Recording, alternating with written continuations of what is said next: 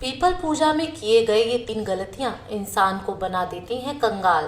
दोस्तों, आज की वीडियो में हम बात करेंगे 3 ऐसे दोषों के बारे में, 3 ऐसी गलतियों के बारे में जो कि जब भी हम पीपल पूजा करते हैं, क्योंकि देखिए कहा जाता है पीपल में माँ लक्ष्मी का वास है, श्री हरि विष्णु का वास है, शनिदेव का वास और समस्त देवी देवता पीपल के अंदर निवास करते हैं। और दोस्तों, साथ ही साथ दरिद्रता का भी निवास पीपल के अंदर माना जाता है। और दरिद्रता रोज निवास करती है, ऐसा नहीं है कि सिर्फ रविवार के दिन ही निवास करती है, उनका निवास रोज होता है। परंतु वो किस समय होता है और हम पूजा करते समय ऐसी कौन सी गलती करते हैं?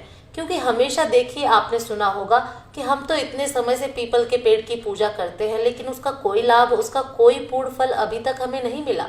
देखिए, अक्सर आपने लोगों को पूजा करते हुए देखा होगा, पीपल वृक्ष की, तुलसी की पूजा, जैसे कार्तिक मास में तुलसी की पूजा करते हैं, बेल वृक्ष का पूजन करते हैं। उसी तरह से बहुत पुराने समय से पीपल के वृक्ष के पूजन की प्रथा चली आ रही है। परंतु इतनी पूजा पाठ करने के बाद भी हमें उसके जो पॉजिटिव परिणाम है वो क्यों नहीं मिलते? आपने कभी सोचा है ऐसा क्यों होता है? आपने सुना होगा शनि की कुदृष्टि है तो शनिवार के दिन सरसों के तेल का दीपक लगाइए, ये उपाय करिए, वो उपाय करिए, परंतु तो भी हमें फल नहीं मिल रहा। देखिए दोस्तों, ऐसा इसलिए होता है क्योंकि हमसे जाने अनजाने में कोई ऐसी गलती हो जाती है जिसकी वजह से हमारे पूजा का या कोई उपाय का आपको पूर्ण फल नहीं मिल पाता। शास्त्रों में हर पूजा को, हर उपाय को, हर टोटके को करने का सही सही तरीका बताया गया है।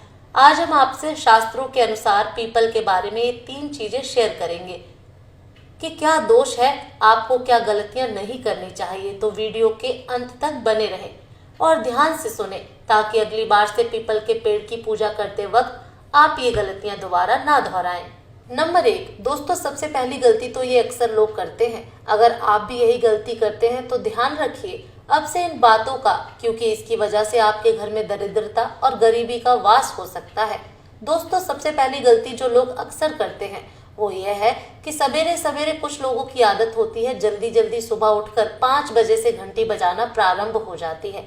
दोस्तों, सूर्योदय होने के पहले कभी भी सूर्य में जल अर्पित नहीं किया जाता।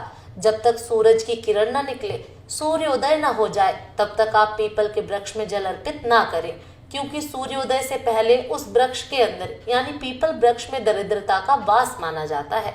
तो सबसे पहली गलती जो अक्सर लोग जल्दबाजी में यही करते हैं। नंबर 2 दूसरी चीज आप सभी को पता होगा, वनस्पति शास्त्र में मूर्ति पूजन से ज्यादा जो वर्णन बतलाया गया है वो बताया गया है वनस्पति पूजन का।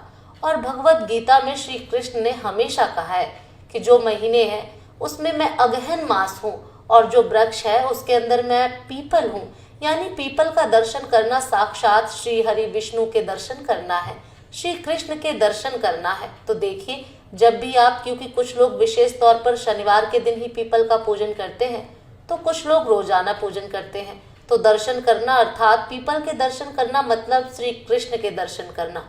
और जब भी आप पीपल में जल अर्पित करते हो, वैसे तो कुछ लोग शनिवार के दिन ही करते हैं, जल अर्पित करने के बाद कुछ लोगों को आपने जरूर देखा होगा पीपल की जड़ों में उन्हें दबाते हुए, थोड़ा सा जैसे हम भगवान के पैर दबाते हैं, ठीक उसी तरह से कुछ लोग पीपल की जड़ों को दबाते हैं, तो कुछ लोग उन्हें टच करके मतलब गले लगाते हैं। तो देखिए, हमेशा कहा जाता है जब भी आप तुलसी पूजन करें या किसी भी वृक्ष का पूजन करें तो उसे छुएं जरूर, अपने हाथों से उसका तना छू सकते हैं, जो भी आपके अंदर, क्योंकि इतनी वाइब्रेशन होती है आपकी पूरी बॉडी की, जब हाथ से उस वृक्ष को छूते हैं और अपने मन की मनोकामना कहते हैं, तो ऐसी कोई भी आपकी मनोकामना नहीं है जो भगवान पूर्ण ना करे। तो इसीलिए जब भी तुलसी पूजन किया जाता है तो कहते हैं कि तुलसी को छुआ जरूर जाता है। ठीक उसी प्रकार जब भी आप पीपल की पूजा करें तो उसे छुएं जरूर। शास्त्रों के अनुसार एकादशी और रविवार को तो हमें पीपल में जल अर्पित नहीं करना चाहिए। तो ये सारी जो बातें हैं अगर रोजाना आप कर रहे हैं तो रोज ध्यान रखिए, नहीं तो शनिवार के दिन तो आप विशेष ध्यान रखिए। जब भी आप जल अर्पित करेंगे उसके बाद में आपको पीपल वृक्ष को छूना जरूर है, छूकर अपनी मनोकामना जरूर बोलनी है। नंबर 3 इसके बाद एक चीज आपको विशेष तौर पर ध्यान रखनी है, केवल पूजा करने से, पीपल की पूजन करने से आपको उसका पूर्ण फल नहीं मिलता, क्योंकि बिना परिक्रमा के पीपल की पूजा अधूरी मानी गई है। ऐसा हमारे शास्त्रों में कहा गया है। जब आप पूजा कर देते हैं उसके बाद में आपको परिक्रमा जरूर करनी चाहिए।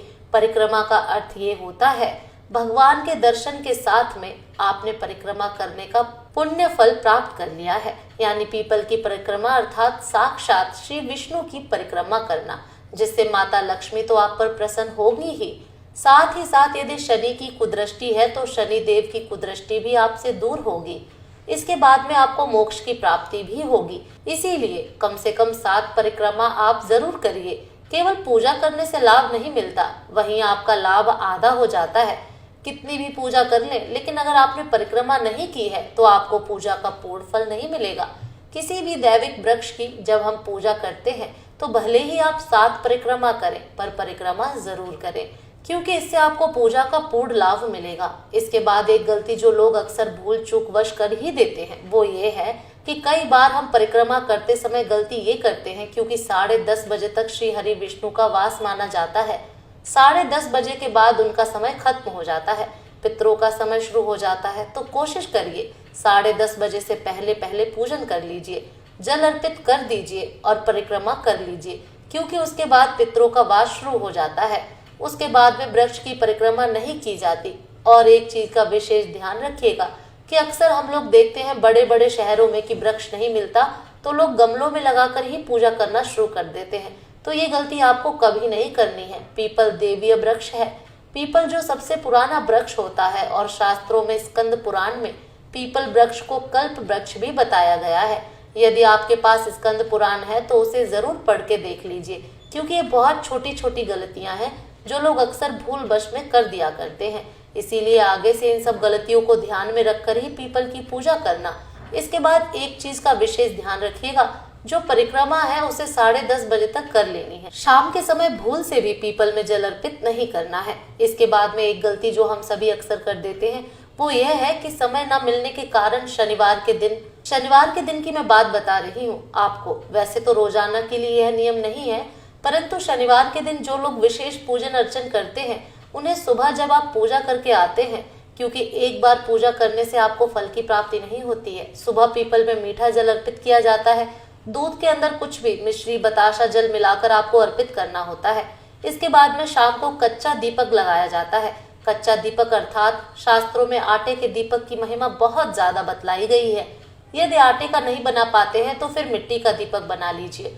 लंबी बाती का सरसों के तेल का दीपक जलाया जाता है और विशेष मनोकामना पूर्ति के लिए आटे में गोल बाती का घी का दीपक जलाइए।